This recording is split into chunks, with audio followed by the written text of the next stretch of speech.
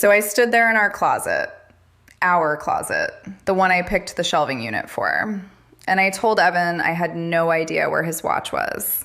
I just shrugged, literally shrugged and turned back around. My name's Allison, I'm 29, and if you want to know how I ended up with a criminal record, a suspended sentence, and a bedroom at my mother's house where she knocks on the door to tell me I left a dish in the sink, stay with me, because it gets worse before it gets worse. Subscribe if you haven't, it genuinely helps. So, the watch.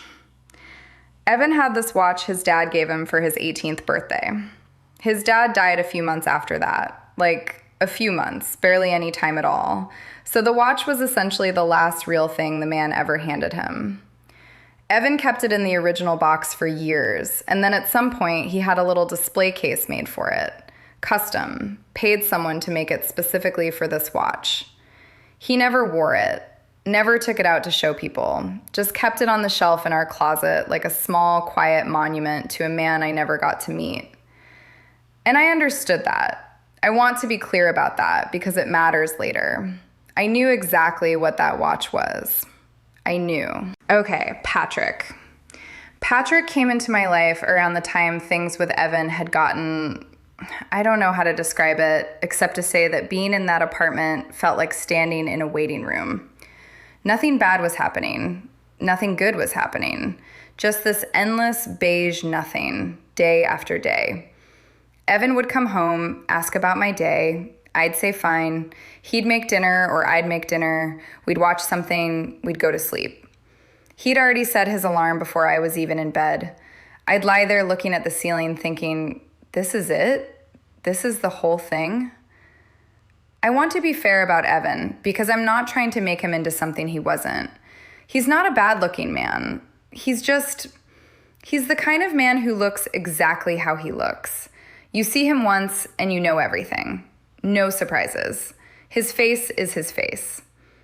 We'd go out with his friends sometimes, and I'm not going to say a lot about that, except that I always knew exactly which table we were sitting at before we walked in the door. I'd look around at everyone and then look back at Evan and anyway. He also had this thing where he never said what he actually felt. He just did things. Like, he wouldn't tell me he was worried about the marriage. He'd come home with a relationship book. He wouldn't say he was hurt. He'd suggest couples counseling in this very careful, very measured voice, like he'd been rehearsing it. I found it exhausting. I wanted someone to just say the thing, feel the thing out loud. Evan processed everything internally and then presented me with the organized conclusion. And I spent 4 years feeling like I was receiving memos from my own husband. Patrick was not like that. Patrick had this energy where everything felt urgent and alive and like it actually mattered. He'd text me in the middle of the afternoon just to say he was thinking about me, and I'd feel it somewhere real. He talked about these opportunities he was working toward, things he was building, and I know how that sounds now, I know. But at the time, it sounded like someone who was going somewhere, someone who wanted things. Evan had a plan. Evan always had a plan. Patrick had a vision, and I told myself that was different. The money thing started small. Patrick mentioned he had some debt he was trying to clear, something he needed to handle before he could move forward. He needed cash fast, like cash in hand fast, and I helped him. From my own account first, then from the joint account, small amounts spaced out. 200 here, 150 there. I was careful about it. I told myself I was being smart. I was doing medical billing at the time, which I knew how numbers worked. I knew how to make withdrawals look like nothing. I'd been doing it for months before Evan noticed anything was off, which I took as confirmation that I had it managed. I didn't have it managed. I had it hidden, which is not the same thing.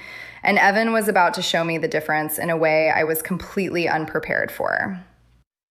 Wait, I need to back up because I skipped something important. One afternoon, Patrick and I were talking, and I mentioned that Evan had some nice things. And Patrick asked, what kind of things? And I sent him a video, a walkthrough of our bedroom. I wasn't planning anything. I thought of it as just showing him where I lived, showing him my actual life. Patrick watched it, and then he pointed at the watch on the shelf and said he could move it for good money. Said it would cover most of what he owed. Said once he was clear, he'd pay me back double. He was very specific about the double. Said it like the math was already settled, like this was just logistics. I took the watch. I took it out of the display case, put it in my bag, went to work, did my job, came home, made dinner. I didn't think about it again for 3 weeks. That's the part I genuinely cannot explain to you. I just put it in my bag and kept moving. I'd gotten very good at not thinking about certain things by then. The cufflinks went next, the leather jacket, the titanium ring Evan wore to anything formal. Small things, spaced out, things he didn't reach for every day. I told myself he wouldn't notice. I told myself a lot of things. He noticed. He came into the closet one evening and I heard him going through things, opening boxes, moving stuff around. Then he came and found me and said he couldn't find the watch. And I looked right at him and said, "You probably moved it somewhere and forgot." He stopped, just stopped and looked at me. I remember thinking he was being dramatic. He had this way of getting a look on his face like I'd said something devastating when I'd said something completely ordinary, and it used to drive me up a wall. I turned back to what I was doing. I figured he'd either find it or he wouldn't, and either way, I wasn't going to stand there and be stared at. He didn't say anything else that night. What I didn't understand, what I could not have understood because Evan does not telegraph a single thing ever, which I used to call suffocating and now I call genuinely terrifying, is that he was already working. He went through everything, his whole side of the room, his dresser, his shelves. He made a list of what was missing. Then he pulled the bank statements and went through every withdrawal going back months. Then he went into my phone. He was doing all of this while asking about my day, while making dinner, while setting his alarm before I was in bed. He had printed out the bank records. He had screenshots of every message between me and Patrick, including the video I sent, including Patrick's instructions about what to take next, including Patrick telling me the watch would move fast. Evan had all of it, organized, documented, before I even knew he was suspicious. That's who I was married to. A man who over-prepares for everything, who once made a 3-page itinerary for a 4-day trip, who researched display cases for 2 weeks before buying one for a watch he was never going to wear, who apparently had been carrying shoulder pain for God knows how long and never mentioned it once because he didn't want to make it anyone else's problem. That's the person I was living with and treating like furniture. The morning he confronted me, he didn't raise his voice. He told me he knew about the watch. I started to say he must have moved it, and he said, "The police found the evidence pretty useful, especially Patrick's instructions." I asked if he'd actually gone to the police. He nodded. I started crying. And the crying was real. I want to say that. I wasn't performing. I was scared, and I thought if he could just see that I was a real person who'd made some terrible decisions, he'd pull back. He'd always pulled back before. Every fight we'd ever had, Evan was eventually the one to de-escalate. That was the pattern. That was the entire pattern of our marriage for 6 years. He'd get to the edge and then step back, and I'd breathe, and we'd move on. He watched me cry, and then he said he'd filed for divorce, and he needed me to leave.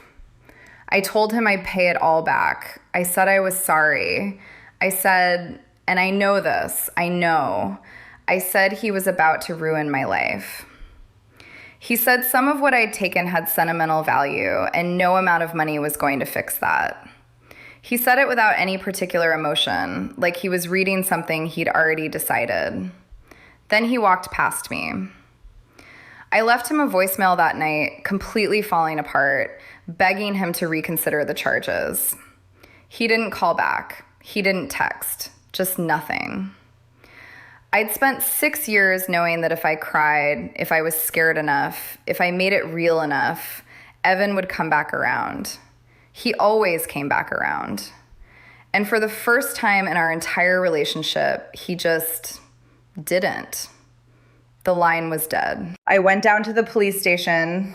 I gave them everything I had on Patrick, his name, his number, everything he'd said in the messages.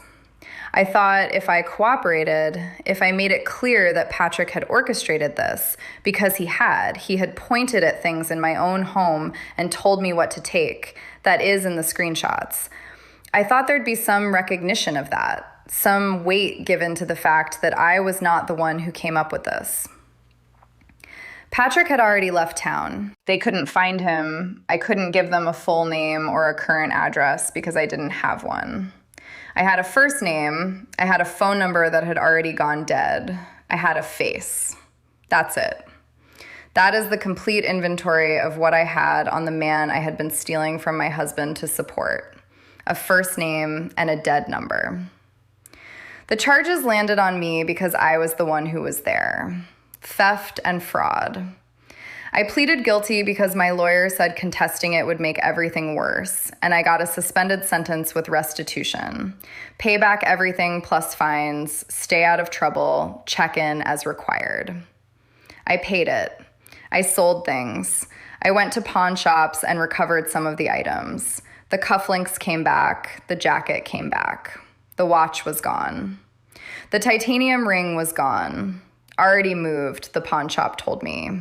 Already sold on. I lost my job.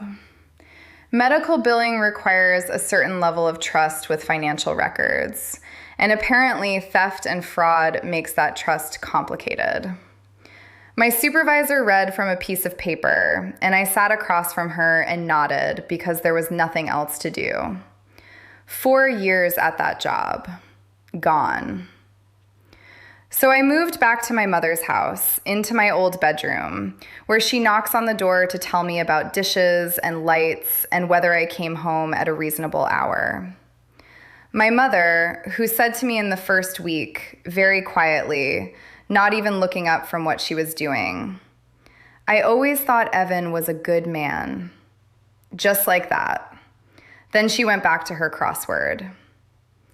I stayed at my mother's for a few months, and then I moved to my sister's because I was going to lose my mind.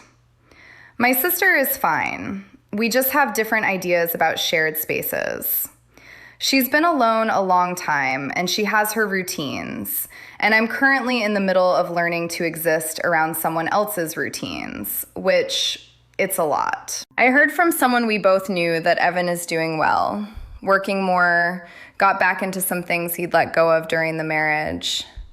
Apparently his headache stopped. His shoulder stopped hurting. I didn't know about the shoulder. He never told me.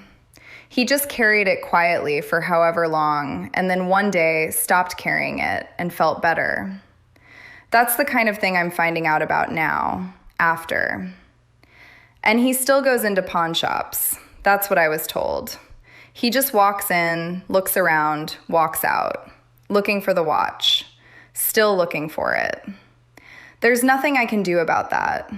The watch is gone, and Evan walking into pawn shops looking for something that isn't coming back is just, that's what's true now. I did that. I can say that. I took the last thing his father gave him, and I handed it to a man whose last name I didn't know, and it's gone. And Evan is still walking into pawn shops. Look, and I know this part is where people stop being sympathetic, but I'm going to say it anyway because it's true. Patrick told me the debt was real. He told me there were people he owed money to and that it was serious. I believed him. When someone you care about tells you they're in trouble, the impulse to help them is not a character flaw. That impulse is actually, I'm a good person for having that impulse. The problem was that I aimed it at someone who was running a con and away from someone who actually deserved it, which I understand now, but at the time I was operating on what I had. I was trying to help someone. That's not nothing. Patrick, by the way, Patrick who I covered for, Patrick whose debt I paid, Patrick who watched a video of my husband's closet and pointed at a dead man's watch and said, "That'll move fast." Patrick was already gone before the police even ran his name. He has a criminal record, apparently. Fraud, mostly. This was not his first time doing something like this. I was not his first Allison. I keep thinking about that video I sent him, the walkthrough. Me standing in our bedroom, panning the camera across Evan's shelves, showing Patrick where everything was. Evan's things, the display case, the watch sitting in it. I sent that video like it was nothing, like I was just showing someone where I lived. Evan built that display case, had it made specifically, spent 2 weeks looking into it before he ordered it, for a watch he was never going to wear, for a father he lost when he was 18, in an apartment he shared with a woman who was already, by that point, pointing a camera at his shelves for someone else. And the thing I cannot stop coming back to, the thing that keeps sitting in my chest weird, is that Patrick didn't even stay to see how it turned out. He was already somewhere else. He was already on to the next thing, the next opportunity, the next woman with a husband who kept nice things on a shelf. He didn't even wait around. But Evan's still walking into pawn shops. I don't know what to do with that. I genuinely don't know what to do with that information. I just know that I took something that cannot be replaced from someone who never would have done that to me. And somewhere out there, Patrick is fine. And somewhere out there, Evan is walking into a pawn shop and looking at watches. And I'm at my sister's house learning to work around her routines. That's where we are.